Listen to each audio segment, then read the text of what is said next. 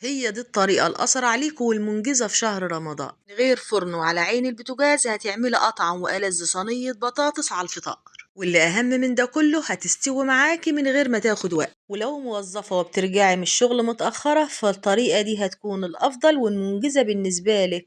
يلا بينا نشوف الطريقة بالتفصيل من مطبخ ياسمين جنيدو. لايك وشير لو عجبكم الفيديو، بس نتابع مع بعض الفيديو للآخر. ولو لسه ما اشتركتوش في القناة مستنياكم تنوروا قناتي يا أجمل متابعين. هنسمي الله، وأول حاجة هنحضرها وهي الفراخ. عندي هنا فرخة كاملة، ممكن في الوصفة دي تستخدمي أوراق فراخ أو حتى صدور، والحجم هنا زي ما انت عايزة وهتستوي معاك وهتبقى زي الفل. قطعاها 4 أرباع وغسلاها كويس بالملح والليمون والدقيق. عملت لها فتحات بالسكينة علشان تتشرف في التتبيلة أكتر وفي نفس الوقت تستوي معايا بطريقة أسرع. تحضير الخضار هنحتاج لبصلة كبيرة أو بصلتين حجمهم وسط، ممكن تقطعيهم ناعم بالسكينة أو تبشريهم بالمبشر. التتبيلة اللي هنحضرها مع بعض دي بتدي طعم حلو وريحة حلوة جدا للفراخ. هضيف كمان 5 6 فصوص من التوم و3 قرون من الشطة الحمر، تقدر تستبدليهم بالفلفل الألوان في الكبة. وهضرب ال3 مكونات دول مع بعض، وزي ما قلتلك تقدري تعمليهم بالسكينة أو حتى المبشر، المهم إن هما يكونوا متقطعين تقطيع صغير خالص. ودلوقتي بقى جا دور الفراخ، هنتبلها مع بعض تتبيلة معتبرة يستحيل بعدها إنك تشملها ريحة أي زفار. أول حاجة أحب أبدأ بيها تتبيلة الفراخ وهي الملح والليمون والفلفل. ضفت لهم عصير ليمونة كاملة وكمية الملح المظبوط ونص معلقة صغيرة من الفلفل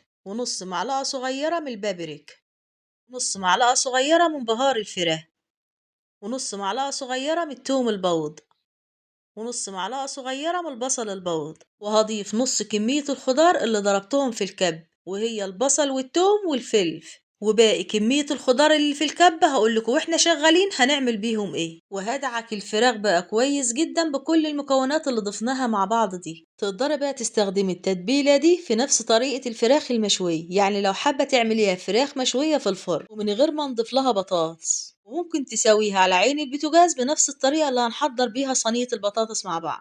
معايا هنا نص كيلو من البطاطس، ويفضل بقى وانتي بتشتريها انك تخلي كل حباية قد التاني علشان لما تيجي تقطعيها طرنشات بالشكل ده تكون القطع كلها متساوية. وعن كمية البطاطس اللي هتستخدميها تقدري تزودي او تقللي حسب عدد افراد اسرتك. بعد ما انتهيت من تقطيعها شطفتها كويس بالمية وهصفيها من المية في نفس الصينية اللي هحضر فيها الفراخ. دلوقتي بقى جا دور التتبيلة اللي في الكب. بعد ما نزلت بكل كمية البطاطس دلوقتي هنزل بباقي التتبيلة اللي تبلنا بيها الفراخ، وفي نفس الكبة اللي حضرنا فيها الخضار هضيف لها حباية طماطم كبيرة أو 2 صغيرين، وممكن تستبدليهم بمعلقتين كبار من الصلصة، بس الطماطم بتديلها تسكيرة حلوة وطعم حلو. وقبل ما اقلبهم هضيف لهم نفس التوابل اللي تبلت بيها الفراخ، بس هتبقى بكميات قليلة. ربع معلقة صغيرة من الفلفل وربع معلقة صغيرة من بهار الفراخ وربع معلقة صغيرة من البابريك وربع معلقة صغيرة من بهارات الفراخ وربع معلقة صغيرة من الثوم البودر وربع معلقة صغيرة من البصل البودر ومكعب مرق أو معلقة كبيرة من الملح الصين المتوفر عندك هتضيفيه للفراخ علشان بيديلها طعم حلو ونكهة حلو. ولو حابة تستغنى عنهم ومش تضيفيهم الوصفة مش هتقول لأ، وهتكون أجمل وأجمل علشان من إيدك الحلوين يا ست الكل. بالمعلقة بقى وهقلبهم كويس. بعد ما انتهيت من تقليبهم وزعتهم كويس في قاع الصينية، ودلوقتي هبدأ أرص بقى الفراخ بتاعتنا فوق البطاطس. زي ما قلتلك حجم القطعة تقدري تتحكمي فيه وهتستوي معاكي وهتكون زي الفل. اخر حاجة هضيفها معلقتين كبار من الزيت او معلقة من السمن. هتغطيها بقى بغطا يكون محكوم الغلق علشان البخار اللي هيطلع يندمج كله في قلب الفرخة علشان يخليها تستوي معاك بسرعة. هغطيها بورقة ألمونيوم فويل وهقفل عليها كويس، وممكن بقى تحط كده من فوقيها غطا او حاجة تقيل علشان نعبس كمية البخار اللي هتخرج أثناء التسوية. برفعها بقى على عين البوتاجاز على نار عالية، وأول ما درجة الحرارة تنتشر في الصينية كلها بهدي النار وبخليها أقل من المتوسطة. وضروري جدا النار تكون هادية علشان ادي فرصة للفراخ والخضار ينزل مية، علشان المية اللي هتنزل دي هي اللي هتساوي الفراخ وهتساوي البطاطس. بعد كده بقى بكشف عنها الغطا وباخد من كمية السوائل اللي نزلت في الصينية وبوزعها على وش الفراخ من فوق، وغطيها مرة كمان لحد ما بتأكد ان الفراخ والبطاطس استووا تماما. وعن مدة التسوية بقى اكنك بتحضري رز وخضار عادي خالص زي كل مرة، بخلاف طبعا ما كنت هتسويها في الفرن، بتاخد من حوالي ساعة وربع لساعة ونص. وعلى ما بتستوي على عين البوتاجاز بتكون انتهيت من تحضير الرز بالشعرية، يعني منجزة جدا وما بتاخدش وقت، بخلاف طبعا ما كنت هتدخليها الفرن. وقبل ما ابدأ في تحضير الوصفة كنت محضرة الشرب. اخدت بقى الحاجات الصغيرة اللي بتخص الفرخة بما فيهم الكبدة والقونصة والأجنحة وحضرت منها الشوربة في الأول. بمجرد الفراخ والبطاطس ما بتستوي بكشف عنها الغطا وبهدي عليها النار لما القاعدة تنشف تماما.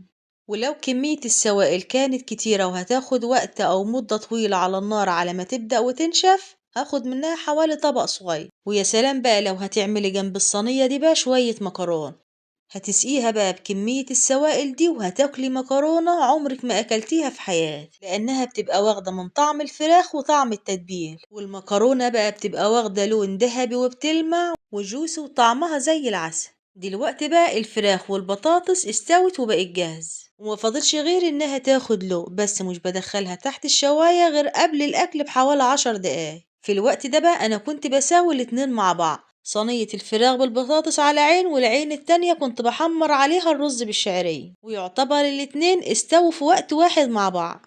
بعد ما انتهيت من تحمير الرز بالشعرية هنزله بقى بكمية الشوربة المناسبة، وكمية الشوربة بتبقى مغطية الرز بحوالي نص عقل الصباع. ولازم الشوربة بتكون بتغلي، لأن لو نزلت بالشوربة وهي باردة على الرز على ما يلف ويغلي مرة كمان هيكون اتشرب كمية السوائل اللي أنا ضفتها وهو لسه مستواش. فعلشان يطلع مفلفل وكل رزاية لوحدها بعد ما بسقيه بالشوربة بسيبه يغلي حوالي 5 دقايق، بعد كده بهدي النار وبخليها وسط 10 دقايق كمان وبكشف عنه الغطا وبديله حوالي كوباية كمان من الشرب وبهدي النار وبخليها أقل من المتوسطة. ولو مشيت على الخطوات دي بالظبط هتطلعي شوية رز نتيجتهم ممتازة. في حوالي ساعة بس من بداية ما تبلت الفراخ وسويت الرز والبطاطس كانت أخدت معايا مدة حوالي ساعة بالظبط وكل حاجة بقت جاهز. شوية رز بقى اللهم بارك بألف هنا، شكلهم كهرمان وطعمهم بيدوبوا في البق دوباء جنب صينية الفراخ بالبطاطس بقى وهتدعيلي. والفراخ أخدت لون وبقت جاهز.